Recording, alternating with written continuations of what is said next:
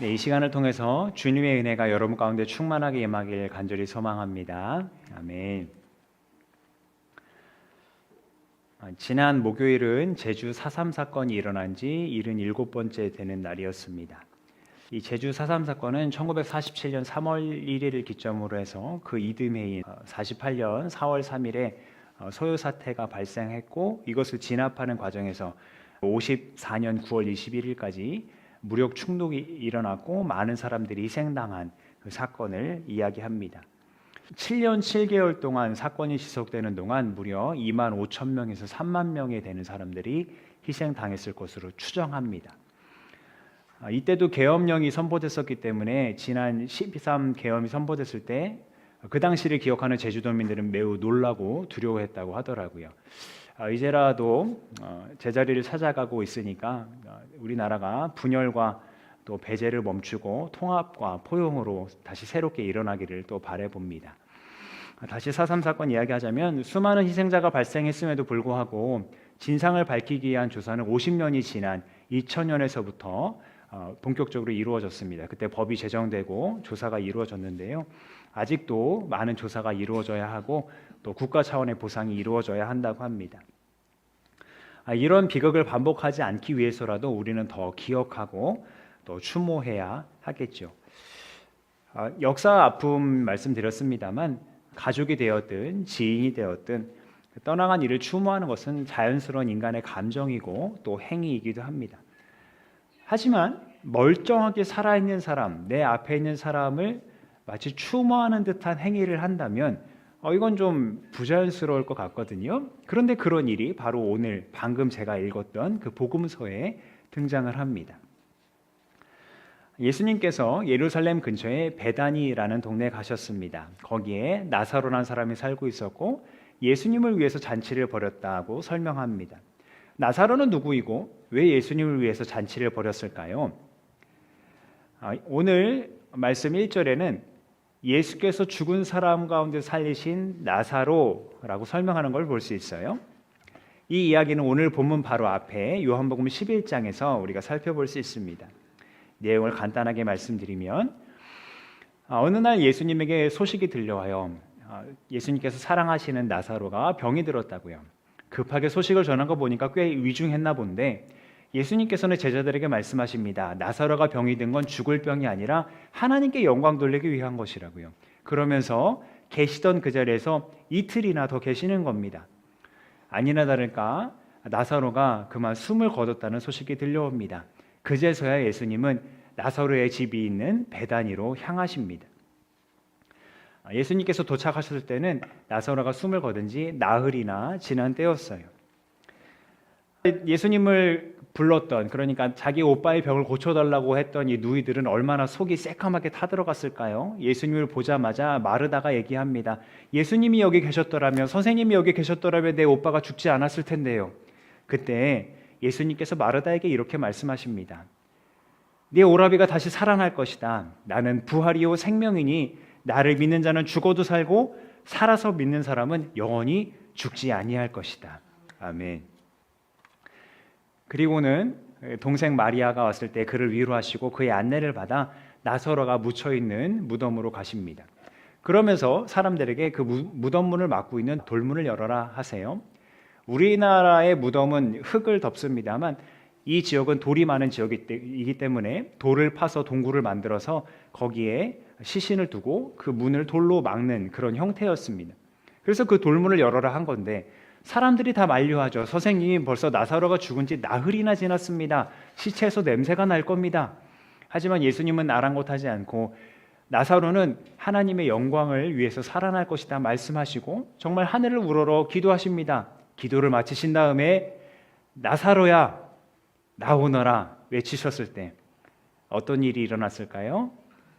정말 나사로가 살아나서 무덤 밖으로 걸어 나왔습니다. 할렐루야. 아멘. 그러니까 오늘 이야기는 예수님께서 나사로를 살려주신 것에 대한 감사의 의미를 담아 벌어진 그런 잔치 자리였습니다. 그런데 이 잔치 자리에서 뜻밖의 일이 벌어진 거예요. 나사로의 동생 마리아가 아주 값비싼 향유를 들고 와서 예수님의 발에 붓는 겁니다. 성경에는 이 향유를 순나드, 순전한 나드라고 얘기하는데요. 나중에 나오는 가룟 유다의 말로 봤을 때 값어치가 300데나리온에 달했다는 것을 볼 수 있어요. 300데나리온, 보통 1데나리온이 노동자 하루 품삯이라고 하니까 300데나리온이면 거의 1년치 품삯입니다. 왜 그렇게 비싼가 하니까 요거는 그림입니다. 이게 나드 향유를 만드는 나드초인데요. 이게 히말라야 기슭, 해발 3,500m 가야 거기서 볼 수 있는 그런 풀이랍니다. 이걸 10월에서 12월에 잎과 뿌리와 줄기를 채취해서 그걸로 향유를 만드는 거예요. 그러니까 굉장히 어려웠겠죠. 채취하는 것도 어려웠겠고 또 만드는 과정도 굉장히 복잡했을 겁니다. 게다가 이 향유가 담겨 있던 병은 이 옥합이라고 하는 석고와 같은 병인데 그 팔레스타인 지역에서 나는 게 아니고요. 무려 이집트 수입산입니다. 그러니까 히말라야서 풀을 따서 그거를 기름으로 만들어서 이 이집트 수입 병에다 담아갖고 비쌌겠죠. 1년치 임금을 바칠 만한 그런 값어치를 가졌습니다. 근데 이게 지금 이렇게 큰 화면으로 보니까 꽤 큰 병 같아 보입니다만 실제로는 한 326g 정도밖에 안 됐대요. 우리가 본 성경에는 한 근이라고 표현됐습니다만 실제로는 326g이래요. 그러면 여러분 즐겨 마시는 커피 스타벅스 톨사이즈 355ml고요. 코카콜라 뚱캔도 350ml입니다.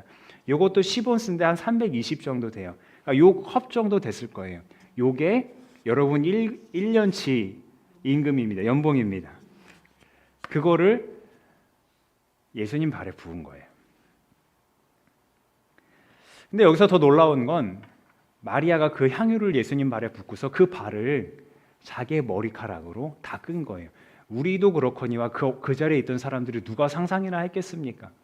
여자한테 가장 소중한 부분 중에 하나잖아요. 그 머리카락으로 예수님의 그 발을 닦았다는 거예요. 예수님의 발이라고 깨끗했겠습니까? 예수님도 이 땅에 사시는 동안은 그냥 우리와 똑같이 땅을 디디고 다녔던 그런 인간이었는데요. 그 발에 얼마나 많은 먼지와 냄새도 났을 거예요.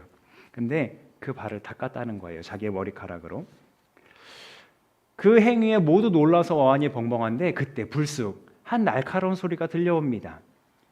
이 향유를 팔아서 300데나리온에 팔아서 가난한 사람들한테 나눠주지 이걸 왜 낭비하느냐?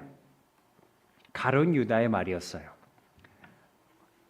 어찌 보면 참 맞는 말 같기도 합니다. 예수님과 가까이 지낸 사람들이라면 응당 이제 가난한 사람들을 돌보는 것이 옳은 일이라고 생각했을 거고, 그래서 그 발에 비싼 향유를 붓는 대신 그걸 팔아서 가난한 사람들에게 나눠주고 구제하는 게 옳다고 생각했을 거예요. 그런데 성경은 뭐라고 지적하냐면 그렇게 말한 가룟 유다가 도둑이라는 거예요. 돈꾀를 맡고 있던 사람인데 그 향유가 부어지는 걸 보는 순간 저걸 팔아서 돈깨에 넣고 있으면 그걸 내가 가질 텐데 라는 마음이 들었다고 지적하는 거죠. 그걸 아셨는지 예수님은 가룟 유다가 그렇게 날선 비판을 하는데도 아랑곳하지 않으시고 오히려 마리아를 칭찬하십니다. 우리 요건 같이 읽어볼까요? 시작.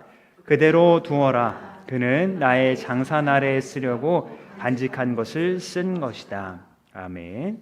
장사날, 장래에 쓰려고 간직한 걸 쓴 거래요. 근데 예수님의 이 말도 참 어색합니다. 분명 본인은 거기에 지금 살아서 앉아 있잖아요. 그 공간에 함께 앉아 있는데 마치 자기 자신을 죽은 사람처럼 취급하는 걸 오히려 칭찬했던 말이죠. 예수님께서 이렇게 말씀하셨던 것은 그 자리에 있던 제자들을 포함해서 많은 사람들에게 마리아의 행동을 본보기로 삼으려 하신 것이었습니다. 무슨 얘기냐면 오늘 이야기 속 시간으로 이제 내일이면 예수님께서 나귀를 타고 예루살렘 성으로 들어가실 거예요. 사람들의 환호를 받으면서 그 성으로 들어가시겠지만 그로부터 며칠 뒤 목요일 밤이면 종교 지도자들에게 잡혀서 심판을 받으실 거고요. 그 다음 날 금요일이면 빌라도에게 사형 선고를 받고 십자가에서 죽으실 거예요. 그렇게 이루어질 것이라고 예수님께서는 제자들에게 계속 얘기하시면서 지금 베다니까지 오신 거거든요. 근데 제자들은 이해하지 못했어요. 아니요, 이해하려 하지 않았어요. 그런 그들 앞에서 지금 마리아가 값비싼 나드 향유를 예수님 발에 부은 거예요. 이 향유는 워낙 비쌌기 때문에 이제 귀족들이 사치품으로 쓰기도 했고요. 또 결혼 예물로 사용하기도 했답니다. 또 아주 귀한 손님이 왔을 때 환영하는 의미로 머리에 붓기도 했대요. 근데 또 다른 용도가 있었으니 바로 장례를 치른 후에 시신의 냄새가 나지 않게 하는 용도가 있었답니다. 그러니까 이 마리아 입장에서는 예수님이 귀한 손님이기도 하고 자기 오빠를 살려준 그 고마운 마음이 있어서 기름을 부었다 치더라도 예수님은 자기 발에 향유가 부어지는 것을 보고 자신의 죽음을 생각하셨을 거예요. 그리고 그것을 보면서 그 자리에 있던 사람들, 특히 제자들에게 말씀하신 거죠. 이 여인이 너희가 이해하지 못하는 나의 죽음을 이미 준비하고 있다 말입니다. 그렇게 예수님께서는 이 여인의 행동을 통해서 적잖게 위로와 격려를 받으셨을 겁니다. 온 세상을 구원하려는 하나님의 계획에 순종하여서 십자가를 향하고 계시긴 하지만 그 길이 얼마나 고통스럽고 또 괴로웠을까요? 말 그대로 죽으러 가는 길 아닙니까? 그것도 유대인이라면 누구도 반기지 않았을 저주의 나무 십자가에 달려 죽으면 죽음인데요. 예수님은 하나님의 아들이셨지만 동시에 인간이셨기 때문에 그것 생각할 때 그 십자가로 향하는 길이 얼마나 괴로웠을지 우리는 충분히 상상해 볼 수 있습니다. 그런데 그 길을 걸어가는 예수님의 발에 나드 향유가 부어진 거예요. 한 방울, 두 방울이 아니라 옥합 한 병이 고스란히 그의 발에 부어진 거예요. 아까 말씀드렸다시피 이 나드 향유는 옥합에 담겨 있는데 석고와 비슷하다고 했잖아요. 근데 처음 만들 때는 조금 재질이 부드럽답니다. 근데 점점 단단해진대요. 그것은 왜 그러냐 하면 향유가 이제 냄새가 휘발되지 않게 꼭 밀봉되는 그런 효과를 가지고 있대요. 그래서 이걸 사용하려면 깨는 수밖에 없었답니다. 300데나리온을 일순간에 다 깨버려야 되는 거예요. 마리아는 예수님의 발 앞에 그걸 깬 거예요. 되돌릴 수 없는 거잖아요. 그런데도 깼어요. 되돌릴 수 없는 걸 알면서도 마리아는 옥합을 깼고 낭비라는 비난도 감수를 했고 심지어 자기의 머리카락으로 그의 발을 닦음으로써 온 세상을 위해 자신을 희생하시는 예수님을 응원하고 지지했던 거예요. 예수님도 그걸 아셨어요. 그래서 그가 바치는 그 존경과 사랑의 표시를 기뻐 받으시고 칭찬하셨던 거고요. 공교롭게도 죽은 지 나흘이나 되었던 나사로를 살리신 그곳에서 예수님은 자신의 죽음을 미리 기리는 향유의 세례를 받으셨습니다. 누군가에게는 향유를 붓는 그 행위가 낭비처럼 보였지만 예수님은 그 행위를 십자가의 길을 걸어가는 자신의 발을 아름답고 향기롭게 만들어주는 지지와 응원의 행위로 받아들이셨어요. 그렇다면 우리는, 저와 여러분은 예수님이 걸어가시는 그 십자가의 길을 어떤 시선으로 바라보고 있는지 물어야 할 차례입니다. 가룟 유다는 합리적이고 이성적인 사람처럼 마리아를 비판했지만 결국 그는 그 계산 때문에 예수님을 팔아넘기고 말았거든요. 마리아는 달랐고요.